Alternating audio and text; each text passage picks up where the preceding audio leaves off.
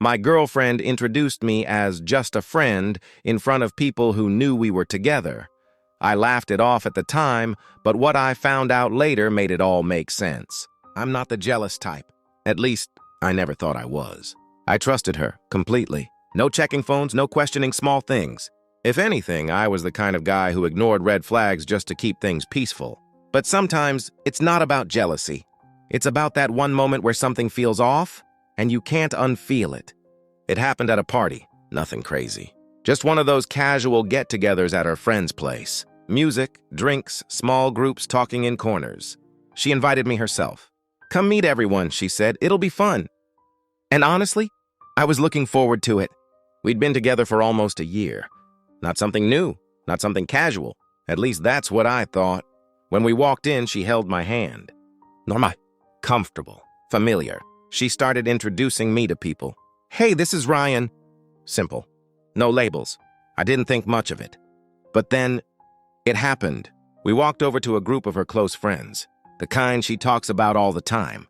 People who definitely knew about me. One of them smiled and said, "Oh, so you're finally here."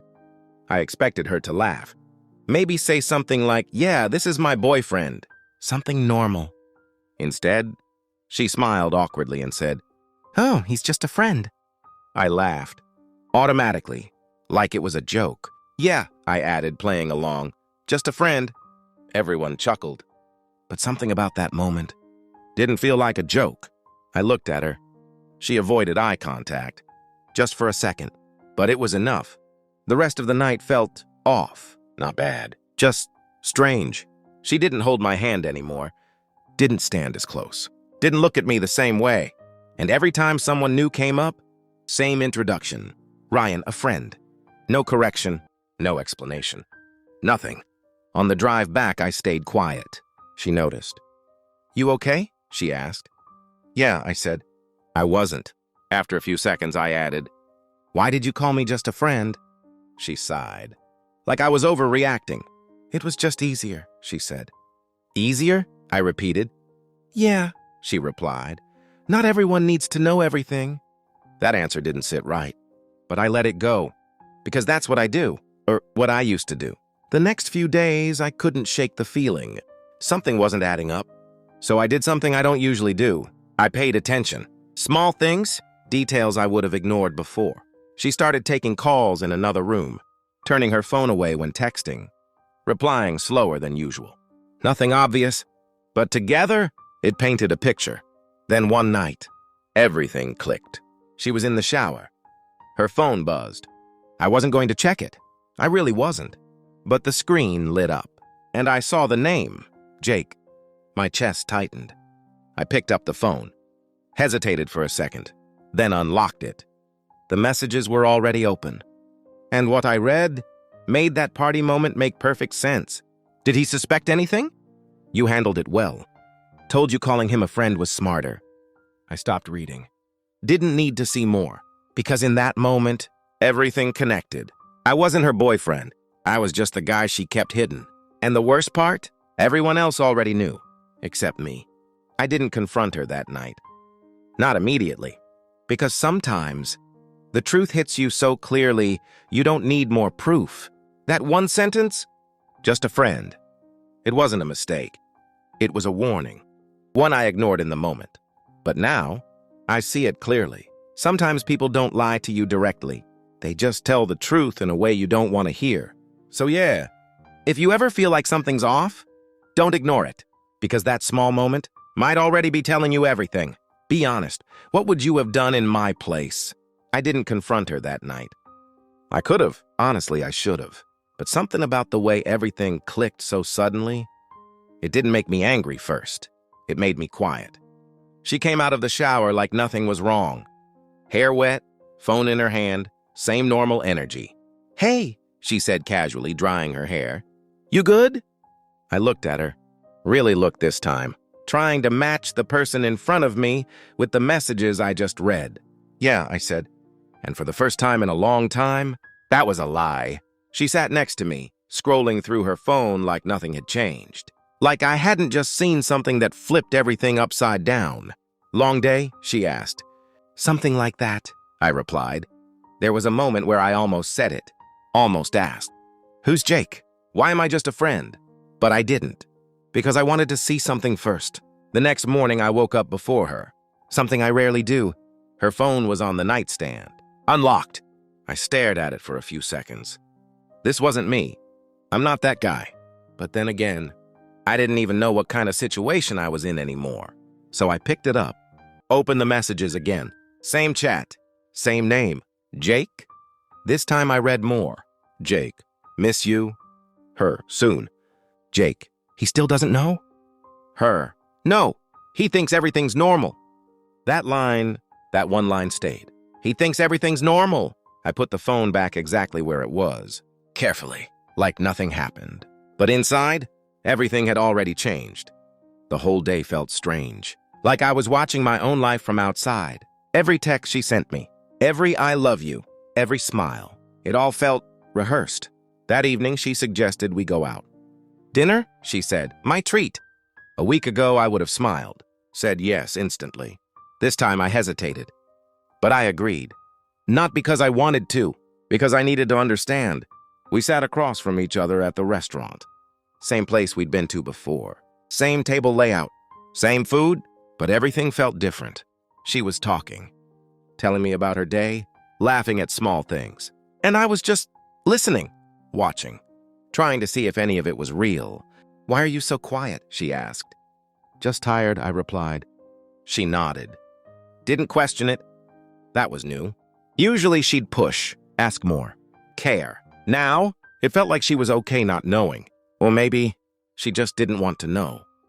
Halfway through dinner, her phone buzzed. She flipped it over instantly. Face down, too fast. That small reaction, it confirmed everything. "Everything okay?" I asked. "Yeah," she said quickly. "Just a friend." I almost laughed. "Just a friend," I repeated in my head. That phrase again, it sounded different now. Not casual, not harmless. Calculated? We finished dinner in silence. Not awkward, just empty. On the way back, she reached for my hand. I let her. But it didn't feel the same. Because now I knew that hand, it wasn't mine. Not really. That night I couldn't sleep. Not because I didn't have answers, but because I finally did. The next morning, I made a decision. Not emotional, not impulsive. Clear. I wasn't going to argue, wasn't going to beg, wasn't going to play detective anymore. I was going to ask her one question, and whatever answer she gave, that would be it. No second chances, no excuses, just truth. Because sometimes you don't need more proof. You just need to hear them say it. And I was ready for that, even if it meant hearing something I already knew. I didn't wait long. Dragging it out would have just made it worse. That evening, she came over like everything was normal. Same smile, same casual hey, like nothing had changed. But for me, everything had. We sat on the couch, TV on, neither of us really watching. I turned it off. She looked at me. "That's serious?" she said with a small smile. "Yeah," I replied. Something in my tone must have hit her, because her expression changed slightly. "What's wrong?" she asked. I didn't answer right away, just looked at her for a second. Then I said it. "Who's Jake?" Silence. Not confusion, not surprise, just silence. That told me more than any answer could. "What?" she said after a second. Too late. Too forced. "Jake," I repeated, "the one with the heart next to his name." Her face changed. Not dramatically, but enough. "I don't know what you're talking about," she said. I nodded slowly. "Okay," I replied. That okay wasn't agreement. It was acceptance. Acceptance that she was still choosing to lie. Even now. "Let me make it easier," I said calmly. She stayed quiet. "I saw the messages," I added. That's when it hit her, fully. Her shoulders dropped slightly. Her eyes shifted. And just like that, the act was over. "You went through my phone?" she asked. I almost laughed. "That's what you're focusing on?" I said. She didn't respond. "Not the messages?" I added. "Not the fact that you've been lying to me for months?" "I wasn't lying," she said quickly. I stared at her. "You called me just a friend in front of people who knew we were together," I said. "You told someone else I don't know anything. You're texting another guy like I don't exist." My voice stayed calm. but every word landed. And you're saying that's not lying? She looked away. It's complicated, she said. That phrase. Complicated how? I asked. She hesitated, then finally said it. I didn't want to hurt you. That almost made me laugh again. You already did, I said. Silence. Then she tried again. It wasn't serious, she added. It just happened. I nodded slowly. So what am I? I asked. She didn't answer. That silence? That was the answer. I was there, I continued. For a year. Still nothing. And you still chose someone else? She looked at me, and this time, she didn't deny it. I didn't plan it like that, she said quietly. I leaned back, exhaled, because at that point, there was nothing left to figure out. No mystery, no confusion, just truth. I think the worst part isn't even him, I said. She looked up. It's the fact that you made me feel like I was overthinking everything. That landed, like I was the one imagining things, I added. She didn't respond, because she knew. I trusted you, I said. That one hit differently, even for me. She looked down. I know, she said softly. And for the first time, she sounded real. But it was too late. I stood up. Where are you going? She asked. I looked at her. I'm not doing this, I said. Doing what? This, I repeated. Being an option, being someone you hide. She stood up too. It's not like that, she said.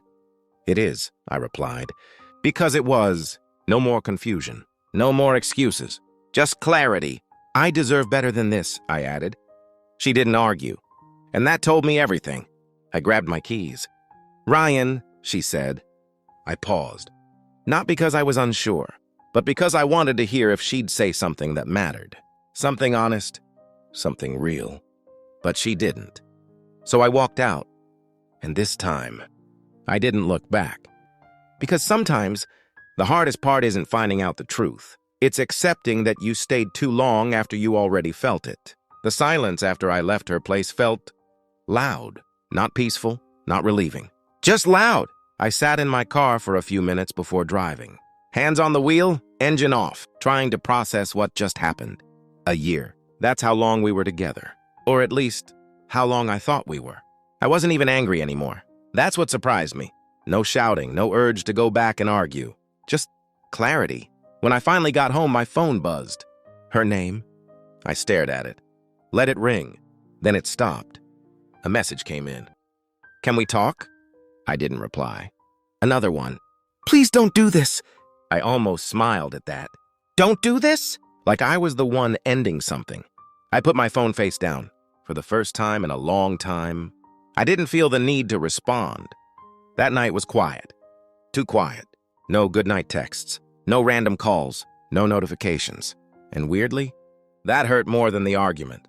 Because it made everything real. The next few days were strange. You don't realize how much someone is part of your routine until they're not. Morning texts, gone. Checking your phone randomly and seeing nothing. Coming home and not having someone to call. It's not dramatic. It's just empty. But in that emptiness, something else started to grow. Perspective. I started replaying things in my head. Moments I ignored. Signs I brushed off. That party. Just a friend. That wasn't a mistake. That was the truth. I just didn't want to hear it. A few days later, I ran into someone unexpected. One of her friends. From that same party. We crossed paths at a coffee shop. She recognized me immediately. Ryan, right? She said. Yeah, I replied. She smiled a bit awkwardly. Hey, can I ask you something? I already knew what it was going to be about. Sure, I said. She hesitated, then said, Are you guys still together? I shook my head. No. She nodded slowly. Yeah, I figured. That caught my attention. You figured? I asked. She looked uncomfortable. I don't want to get involved, she said. You already are, I replied calmly. She sighed. Look, I thought you knew. Knew what? She paused, then said something that made everything even clearer. About Jake. I didn't react. I didn't know it was serious, she added quickly. But she's been seeing him for a while. A while? That phrase again? I nodded. Yeah, I said, I know now. She looked at me a bit surprised. "I'm sorry," she said. I believed her. "Don't be," I replied. "It's not your fault." And it wasn't. As I walked out of that cafe, I felt something I didn't expect. Closure. Not because everything was explained, but because everything finally made sense. No more guessing, no more wondering, just truth. That night I went home, sat down, and did something simple. I deleted her number. Not out of anger, not to prove a point, just to move forward. Because holding on to something that isn't real only keeps you stuck. And I wasn't going to stay stuck anymore. For the first time in a long time, I chose myself. And honestly, that felt new. But it also felt right. Life didn't suddenly get better after that. That's the honest part. No dramatic glow-up, no instant happiness, just space. The first week was the hardest. Not because I missed her exactly, but because I missed the routine. Reaching for my phone in the morning, then remembering there's no one to text. Coming home and thinking about calling someone, then realizing there's no one waiting. It's strange how your brain holds on to habits more than people, but slowly, that started to fade. I got back into things I had ignored. Gym, late-night drives, even just sitting alone without needing distraction. And for the first time in a long time, I wasn't trying to prove anything to anyone. One evening, I was at a small cafe. Nothing special, just needed a break from being at home. I was scrolling through my phone when someone sat across from me. I looked up. It was her. For a second, I thought I was imagining it. "Hey," she said softly. I didn't react immediately. "Hey," I replied after a second. She looked different. Not physically, just less certain. "Can we talk?" she asked. That same question again, but this time it felt different. I leaned back slightly. "We're already talking," I said. She nodded. Took a breath. "I messed up," she said. Straight to the point. No excuses. "No, it's complicated." Just that. I respected that. But respect doesn't erase things. "I know," I replied. She looked down for a second. "I didn't think you'd leave like that," she added. I almost smiled. "What did you expect?" I asked. She didn't answer. "I thought maybe we could fix it," she said. There it was. That word. Fix. I shook my head slightly. "You don't fix something by hiding it," I said. She looked at me, eyes slightly red. "I ended things with him," she said. I paused. Not because I cared, but because I wanted to understand why she was telling me. "Okay," I said. "That's it?" she asked. "What do you want me to say?" I replied. She hesitated. "I thought it would mean something," she said. "It does," I said. Her expression changed slightly. "It means you made a decision," I continued. "But it doesn't change what already happened." Silence. "You didn't just make a mistake," I added. "You made a choice repeatedly. That landed." She didn't argue. "I know," she said quietly. Another pause. Then she asked the question I knew was coming. "Is there any chance for us?" I looked at her. And for the first time, I didn't feel confused. Didn't feel pulled. Didn't feel attached. Just clear. "No," I said. She blinked. "Not even a little?" she asked. I shook my head. "It's not about being angry," I said. "It's about knowing what I deserve." Her eyes filled slightly. "I never meant to hurt you," she said. "I believe you," I replied. "And I did." "But you still did," I added. Silence again. This time heavier. "I wish I handled things differently," she said. "Me too," I replied. She looked up. "Really?" "Yeah," I said. "I wish I walked away sooner." That one ended it. Not loudly, not dramatically, just clearly. She nodded slowly. "I guess that's fair," she said. We sat there for a moment. No anger, no tension. Just two people who finally understood what this was. Then she stood up. "Take care, Ryan," she said. "You too," I replied. And just like that, she walked away. No chasing, no stopping her. Because this time, I didn't want her to stay. And that was the biggest change of all. After that conversation, I didn't feel broken. That's what surprised me the most. No overthinking. No replaying every word she said. No what-if questions. Just calm. Not the kind of calm you get when everything is perfect, but the kind you get when everything is clear. I walked out of that cafe and didn't look back. Not because I was trying to prove something, but because there was nothing left to see. The next few weeks felt different. Not empty like before. Not heavy either. Just lighter. I stopped checking my phone constantly. Stopped wondering what she was doing. Stopped trying to understand things that didn't matter anymore. Because the truth is, once you accept something fully, it stops controlling you. One night I was driving home late. No music, just silence. And for the first time in a while, my mind wasn't racing. I wasn't thinking about her. I was thinking about myself, where I went wrong, what I ignored, what I learned. Because if I'm being honest, it wasn't just her. I ignored signs.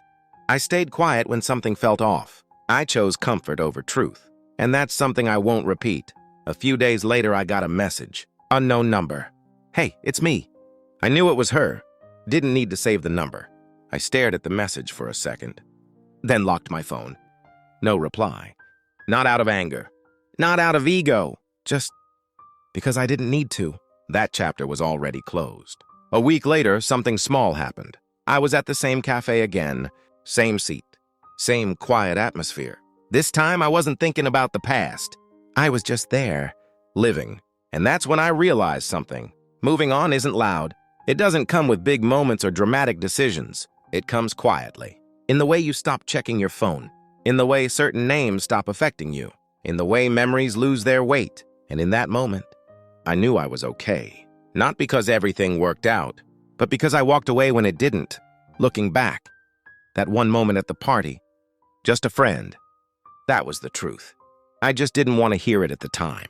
And maybe that's the lesson. Sometimes people show you exactly where you stand. Not with actions, but with small words you choose to ignore. So yeah, if you ever feel like something's off, don't convince yourself it's nothing. Because deep down, you probably already know. Tell me honestly, would you have stayed or walked away sooner? In my real opinion. Honestly, I respect the way he handled it. No drama, no begging, no revenge. Just clarity and self-respect. The biggest mistake wasn't trusting her, it was ignoring his own instincts. But the way he walked away, that's growth.